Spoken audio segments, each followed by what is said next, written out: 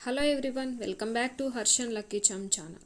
ఎవరైనా 5000 సంవత్సరాలు జీవించగలరా? Science and logics అనేవి నో అనే చెబుతున్నాయి. ఒక మనిషి ఇన్ని సంవత్సరాలు జీవించడం సాధ్యం కాదు. మానవుడు లేదా ఏ జంతువు కూడా ఈ భూమి మీద 5000 సంవత్సరాలు జీవించలేవు అని అందరూ నమ్ముతారు. కానీ మన భారతదేశంలో ఇలాంటి ఒక ప్రదేశం ఉంది, ఎక్కడైతే ప్రజలు ఇక్కడ వేల సంవత్సరాలుగా ఎవరో వ్యక్తి జీవిస్తూ ఉన్నాడని చెప్తున్నారో. కొన్ని సంవత్సరాలు శివునికి నైవేద్యంగా పసుపు మరియు నూనె సమర్పించడం కోసం ఆయనే స్వయంగా ప్రజల వద్దకు వచ్చి అడుగుతారట. చాలామంది ఆయనకు చూశామని కూడా చెప్తున్నారు. మహాభారత కాలం నుంచి ఒక వ్యక్తి ఇక్కడే బ్రతికి ఉన్నాడని ప్రజలు ఇప్పటికీ నమ్ముతున్నారు. ఆ వ్యక్తి పేరే అశ్వత్థామ. మహాభారతం యుద్ధంలో కౌరవుల పక్షాన పోరాడాడు. అతను చేసిన ఒక చిన్న తప్పు కారణంగా అతను ఒక శాపానికి పొందాడు. దాన్ని కారణంగా అతను ప్రపంచం అంతమయ్యేంత వరకు ఇక్కడే భూమి మీదే నివసిస్తూ తిరుగుతాడట. ఒడిశా, ఉత్తరాఖండ్ అడవుల్లో ఇప్పటికీ అశ్వత్థామ కనిపిస్తాడనే పుకార్లు వినిపిస్తున్నాయి. జబల్పూర్ నగరంలోని గౌరీఘాట్ ఒడ్డున కూడా అశ్వత్థామ తిరుగుతూ కనిపించాడు. అక్కడ కొంతమంది స్థానికులు అశ్వత్థామను స్వయంగా తమ కళ్ళతో చూశామని చెబుతున్నారు. అశ్వత్థామ నుదుటి నుంచి నిరంతరం ఇప్పటికీ రక్తం కారుతూ ఉందని వాళ్ళు చెప్పారు. అయితే ఈరోజు వీడియోలో ఇదంతా తెలుసుకుందాం. అశ్వత్థామ అసలు నిజంగా ఇప్పటికీ బ్రతికే ఉన్నాడా? మరియు ఈ కథ నిజమా లేకపోతే ఒక కల్పితమైన కథ? ఇవన్నీ ఈ వీడియోలో తెలుసుకునే ప్రయత్నం చేద్దాం. వీడియోని ఎక్కడా స్కిప్ చేయకుండా లాస్ట్ వరకు చూడండి. మహాభారత యుద్ధంలో శత్రువులతో పోరాడిన అనేక మంది యోధులు ఉన్నారు. మహాభారతం హిందూ మతాన్ని మూలాధారమైన ఒక గొప్ప కావ్యం. మహాభారతానికి మహాకవి శ్రీ గణేష్ రచించారు. రాజ్యం కోసం కౌరవులు, పాండవులు మధ్య యుద్ధం జరిగిందని వేదవ్యాసుడు చెప్పాడు. ఈ యుద్ధంలో గురువు శ్రీ ద్రోణాచార్యులు కౌరవుల పక్షాన పోరాడాడు. ద్రోణాచార్యుని కుమారుడు అశ్వత్థామ కూడా కౌరవుల పక్షాన పోరాడాడు. అశ్వత్థామ ఒక గొప్ప యోధుడు. అశ్వత్థామ ద్రోణాచార్యుడి కుమారుడు అని చెప్తారు. అతను మహాభారత కాలంలో జన్మించారు. ఆచార్యునికి సంతానం కలగకపోవడంతో అతను హిమాచల లోయలకు తిరిగాడు. అక్కడ అతను తేపేశ్వర్ మహాదేవ్ అనే స్వయంభూ శివలింగానికి పూజ చేసి కొడుకును పొందాడు. అశ్వత్థామ శివునిలో భాగంగా అని చెబుతారు. అతను పుట్టిన వెంటనే పెద్ద స్వరంతో ఒక గుర్రంలాగా అరిచాడంట.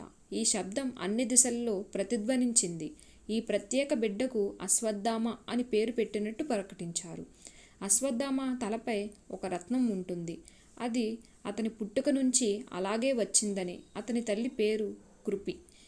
కృపి మరియు ద్రోణాచార్యులు చాలా కష్టమైన జీవితాన్ని అప్పట్లో గడిపేవారట. అశ్వత్థామకు తాగటానికి పాలు కూడా దొరికేవి కావు. అశ్వత్థామ తన బాల్యాన్ని చాలా పేదరికంగా గడిపాడు. తన స్నేహితుల మధ్య ఉండేటప్పుడు కూడా చాలా కష్టాలు గడిపినట్లుగా గ్రహించాడు అతని తండ్రి.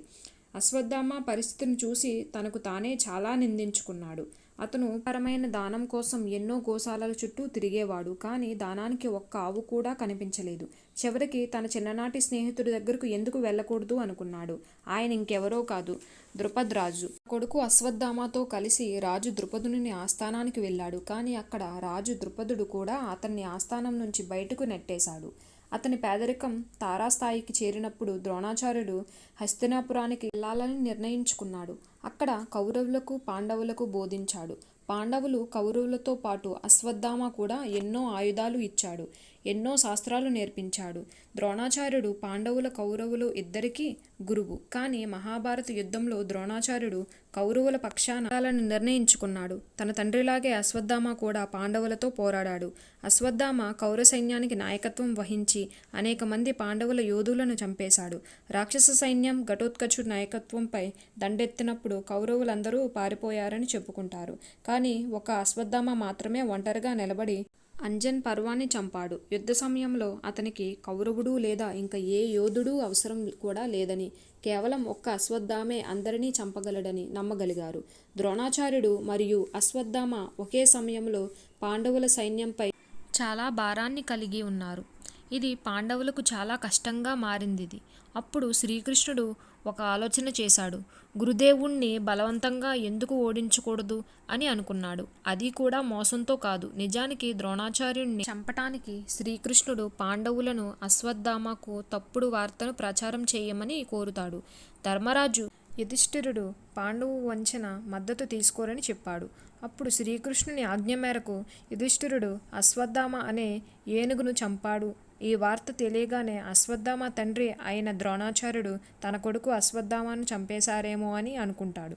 దీంతో మనస్తాపం చెంది ఆయుధాన్ని వదులుకున్నాడు. అప్పుడు ధృష్టద్యుమ్నుడు అవకాశాన్ని సద్వినియోగం చేసుకొని ద్రోణాచార్యుడిని తలను నరికేశాడు. ద్రోణాచార్యుడిని మరణాంతరం పాండవులు మహాభారత యుద్ధంలో విజయం సాధించారు. పాండవులు తన శిబిరంతో విజయోత్సవాలు జరుపుకున్నారు. వైపు అశ్వత్థామ తన తండ్రి మరణంతో చాలా బాధపడ్డాడు. ప్రతీకారం తీర్చుకోవాలని నిర్ణయించుకున్నాడు. అశ్వత్థామ రాత్రికి పాండవులు శిబిరానికి వెళ్ళి నానా బీభత్సం సృష్టించాడు. అశ్వత్థామ ద్రౌపది కుమారులందరినీ చంపేశాడు. ఆ తరువాత అర్జునుడికి కోపం వచ్చి అశ్వత్థామను అనుసరించడం ప్రారంభించాడు. అప్పుడు అశ్వత్థామ అర్జునుడి మీద బ్రహ్మాస్త్రాన్ని వదిలాడు. అశ్వత్థామకు బ్రహ్మాస్త్రాన్ని ఎలా వదిలేయాలో తెలుసు, కానీ అతను తిరిగి తీసుకురావడానికి ఇష్టపడలేదు. కాబట్టి అతన్ని ఆపడానికి అశ్వత్థామ బ్రహ్మాస్త్రాన్ని అభిమన్యుడి భార్య ఉత్తర గర్భం వైపు తిప్పాడు. తన కుమారులందరినీ చంపిన తర్వాత ద్రౌపది విలపించడం ప్రారంభించింది. అర్జునుడు అశ్వత్థామను పట్టుకొని ద్రౌపది ముందుకు తీసుకొచ్చాడు. ద్రౌపది అశ్వత్థామను క్షమించింది, కానీ శ్రీకృష్ణుడు అతన్ని క్షమించలేదు. చాలా కోపంతో శ్రీకృష్ణుడు అశ్వత్థామను నుదుటిపై ఉన్న రత్నాన్ని తీసివేసి కలియుగం చివరి వరకు భూమిపై విహరించమని శపించాడు. రత్నాన్ని బయటకు తీయగానే అశ్వత్థామ శక్తులన్నీ పోయినట్టు చెప్తారు. అప్పటి నుంచి అశ్వత్థామ నుదుటిపైన రక్తస్రావం జరుగుతూనే ఉంది. అతని శరీరంపై మహాభారత యుద్ధం యొక్క గాయాలు ఇప్పటికీ మానలేదు. శాపం పొందిన తర్వాత అర్జునుడు అతన్ని అవమానించి శిబిరం నుంచి బయటకు పంపేశాడు. యుద్ధం ముగిసిన తర్వాత కౌరవుల నుంచి 3 యోధులు మాత్రమే మిగిలారు: కృప, కృతకర్మ మరియు అశ్వత్థామ. కృప హస్తినాపురానికి, కృతకర్మ ద్వారకాకు వచ్చారు. వ్యాసముని అశ్వత్థామకు ఆశ్రయం ఇచ్చాడు. అప్పటి నుంచి అశ్వత్థామ మన భూమిపైనే సంచరిస్తున్నాడని చెప్తారు. ఒరిస్సా, ఉత్తరాఖండ్ అడవుల్లో ఇప్పటికీ అశ్వత్థామ కనిపిస్తాడనే పుకార్లు గట్టిగా వినిపిస్తుంటాయి. జంబల్పూర్ నగరంలోని గోరీఘాట్ ఒడ్డును కూడా అశ్వత్థామ తిరుగుతూ కనిపిస్తుంటాడు. అక్కడ కొంతమంది స్థానికులు అశ్వత్థామను స్వయంగా తమ కళ్ళతో చూశారని చెప్తూ ఉంటారు. అశ్వత్థామ నుదుటిపై నుంచి నిరంతరం ఇప్పటికీ రక్తస్రావం జరుగుతూనే ఉందని చెప్పారు. దీనిని అరికట్టడానికి వారు పసుపు, నూనె కోసం ప్రజల దగ్గరకు అడగటానికి వస్తారంట. అశ్వత్థామను ఒకసారి చూసిన తర్వాత వ్యక్తి యొక్క ఆరోగ్యం అనేది పూర్తిగా దెబ్బతింటుందని ఆ ఊరి పెద్దల నమ్మకం. మన వేదాల ప్రకారం ఈ భూమిపైన ఇప్పటికీ సజీవంగా ఉన్న 8 చిరంజీవుల్లో అశ్వత్థామ కూడా ఒకరిగా గుర్తించబడతారు. చాలామంది ప్రజలు ప్రతిరోజు శివలింగంపై తాజా పువ్వులు, నీటిని సమర్పిస్తారు.